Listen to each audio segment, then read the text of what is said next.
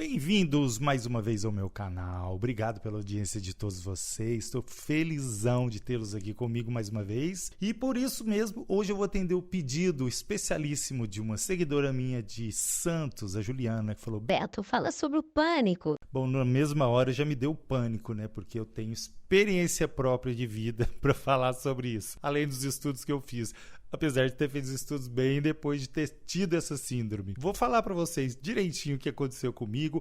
Vou falar também como que a gente pode aliviar isso, procurar algumas alternativas de tratamento. Fique comigo até no fim do vídeo que você vai saber de tudo. Uma coisa que a gente tem que saber é que esse tipo de transtorno realmente atrapalha e assim vira a vida da pessoa de cabeça para baixo. Também, como todos os transtornos mentais, a vida de todos aqueles que convivem com você, todos ao seu redor. Por isso que é importante contar com a ajuda e auxílio de todos que convivem contigo. Eles precisam ter um alto grau de comprometimento, de apoio e compreensão com você. Para a gente começar, vou definir algumas coisas que a gente encontra em manuais, como, por exemplo, atualmente, para a gente se encaixar nesse transtorno, existem alguns fatores ou alguns sintomas que precisam contar para ser qualificado como um transtorno de pânico. Isso consta do DSM. Para quem não sabe, o DSM é um manual de diagnóstico e estatísticas dos transtornos mentais. E para caracterizar o transtorno de pânico, é necessário constar ou você sentir pelo menos 4 dos sintomas a seguir. Se liga! Primeira coisa é a palpitação, a taquicardia. E esse é um sintoma clássico, né? Eu sei bem disso. Ai. O segundo é a sudorese, clássico também. Depois tem tremores ou abalo. Esse próximo aqui, quem sofre desse transtorno vai saber que loucura que é isso. Falta de ar ou sensação de sufocamento. O próximo sintoma que consta é uma sensação de asfixia. É parecido com o anterior, né? Dor e desconforto torácico. O próximo é náusea e desconforto abdominal. Sensação de tontura, vertigem ou desmaio. Calafrios ou onda de calor? Sensação de formigamento. Esse aqui também é pesado. A sensação de irrealidade ou desrealização. Ou de estar se distanciando de si mesmo. Esse é pesado, né? Medonho. Outro clássico é o medo de perder o controle. E para finalizar, medo de morte. Sensação de morte. Se identificou com algum desses ou pelo menos com 4? Segundo o DSM, possivelmente você tem transtorno de pânico. Mas calma. Eu vou falar um negócio para vocês. Quando eu tive a minha crise de pânico, eu gabaritei todos esses itens aqui, acreditam? Se liga, olha que interessante. Apesar de ser um transtorno muito recorrente na atualidade e de muitos manuais proporem tratamentos que são efetivos hoje em dia, esse transtorno foi descrito e estudado primeiramente por quem? Freud, que na época chamava isso de neurose de angústia. Cara, isso foi em 1895. Freud. Desculpa o trocadilho, foi irresistível. Mas é sério, olha que fantástico. Freud, há mais de 130 anos, ele descreveu esses sintomas com muita precisão e similaridade com o que é descrito nos manuais mais atuais. Acompanhem comigo. Ele falava em palpitação, ondas de calor, respiração alterada, tremores e estremecimentos, vertigem e parestesia, que é aquela sensação de formigamento. E também falava de fome. Fome, Freud?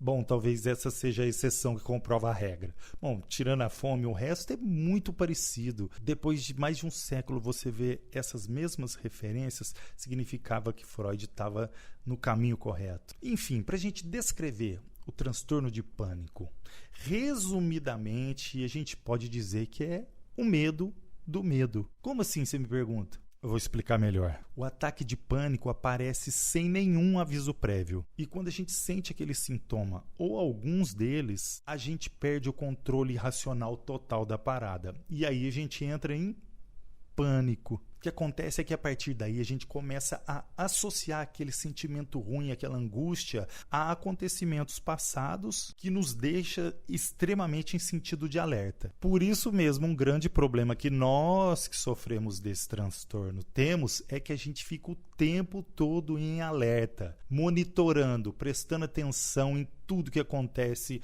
com o nosso corpo. Os nossos sentidos ficam extremamente ligados em qualquer sinal exterior ou interior. E ao menor sinal físico ou psicológico, a gente dispara a nossa campainha interna e fica naquele estado preparado para fuga ou para enfrentamento. No caso de síndrome de pânico, muito mais para fuga. Aí a gente pensa, como é que eu vou reagir a essa jossa se ela aparecer bem na hora que eu estiver no cinema assistindo um filme?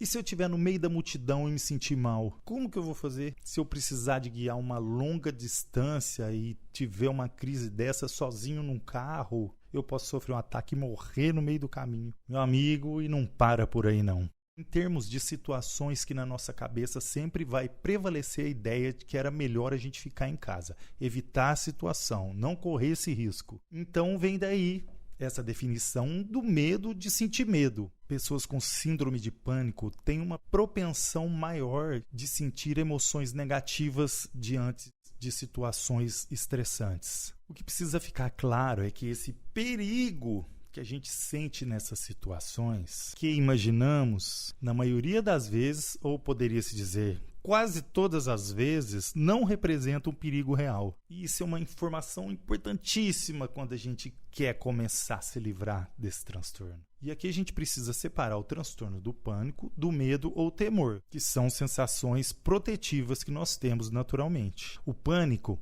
é igual uma fobia, só que sem um objeto definido, entenderam? Numa fobia, se a gente tem um medo de aranha, por exemplo, você tira a aranha, seu medo vai embora, concorda? No pânico, não. A gente não sabe o que dispara na gente, a gente não sabe por que dispara e nem que horas aparece. Mais uma vez, confirma a teoria do medo, porque a gente fica o tempo inteiro em alerta sem saber o que pode acontecer, que horas vai acontecer. É muito estressante, além de tudo. E muito irracional. Olha que interessante. Pessoas que têm esse transtorno parecem ter uma consciência mais elevada, assim está descrito nos manuais. Parecem ter uma capacidade maior de detectar as sensações corporais de excitação. É o que se chama de consciência interoceptiva. Ai, que ótimo! É muito bom, então, a gente tem uma consciência mais elevada. Isso é bom, né? Acho que não. Não nesse caso. Para essas pessoas, incluindo eu, qualquer mínima mudança nas funções corporais, mesmo que não percebidas conscientemente, podem disparar um ataque de pânico. Um dado interessante é que esses ataques começam ou se desenvolvem principalmente na adolescência e há uma prevalência nas mulheres, mais uma vez de 2 para 1. A mesma incidência quando o assunto é depressão. Eu disse isso no meu primeiro vídeo, que eu vou deixar o card aqui para vocês assistirem, não deixem de ver.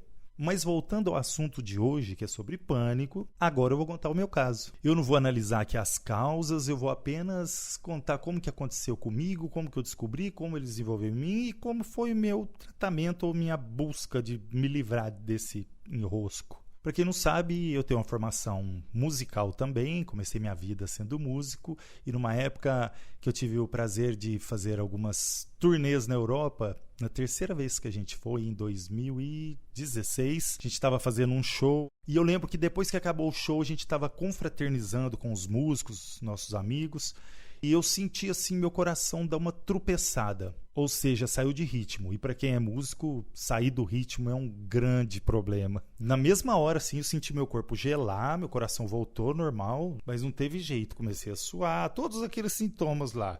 Respiração ficou curta, fiquei gelado e a noite acabou para mim, né? Fui pro hotel, pedi licença, falei que não estava muito bem e fui para lá arrasado. Eu não senti mais nada na viagem de volta, mas o tempo inteiro eu ficava me monitorando.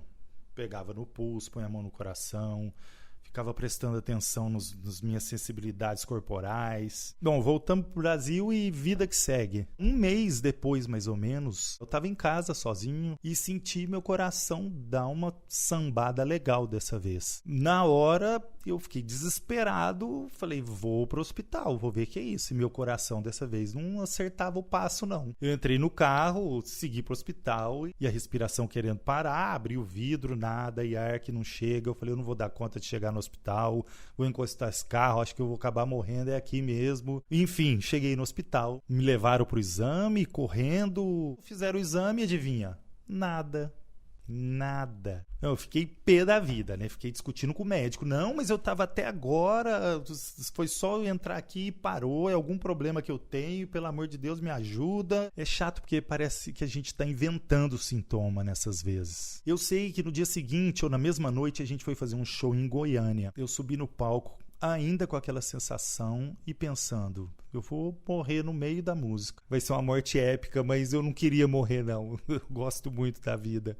E fiquei o tempo inteiro cantando e pensando, vou morrer. Vai ser agora. Sei nem como é que eu acertei a letra. Minha cabeça estava extremamente concentrada no meu sintoma e me monitorando e sentindo mal-estar e me vendo cair ali do palco e ser o último show da minha vida. Bom, pulando para o tratamento, eu procurei ajuda com um psicoterapeuta aqui da minha cidade. Foi trabalhoso, mas ele me ajudou demais. Para mim, foi a saída. Foram muitos e intensos os embates, porque eu sou muito questionador. A sorte é que meu terapeuta é craque no negócio e conduziu de boa, me acalmando, trazendo muita explicação, porque eu sou muito racional e quando eu não entendo é difícil eu conseguir digerir as explicações. E eu ficava falando com ele, mas o médico tá errado. Eu senti o negócio e ele falou, não, eu acredito que você sentiu, mas é a sua condição, é seu jeito, o seu corpo reage desse jeito. Não é uma doença do órgão, é o seu estado que está disparando essas sensações e fazendo você ter essas crises. E eu falava que ia trocar de médico, que eu não aceitava aquilo, que eu ia conseguir achar.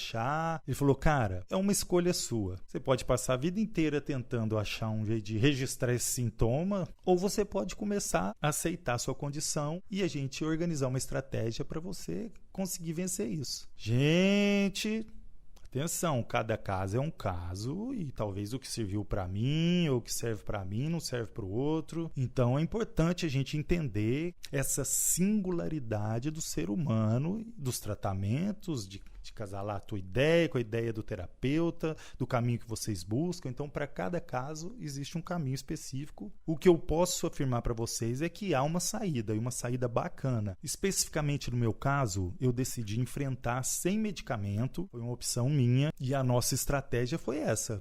Eu não deixei de fazer nada. Esse é um dos grandes problemas do transtorno de pânico, porque a gente vai ficando cada vez mais evitativo de situações e quando a gente percebe, a gente está só em casa. Bom, devido à intimidade que eu já tinha com o terapeuta, né, eu falava para ele, eu fui na academia fazer esteira e achei que ia morrer. Ele falou, morre na esteira, mas não para de fazer, não deixa de ir na academia.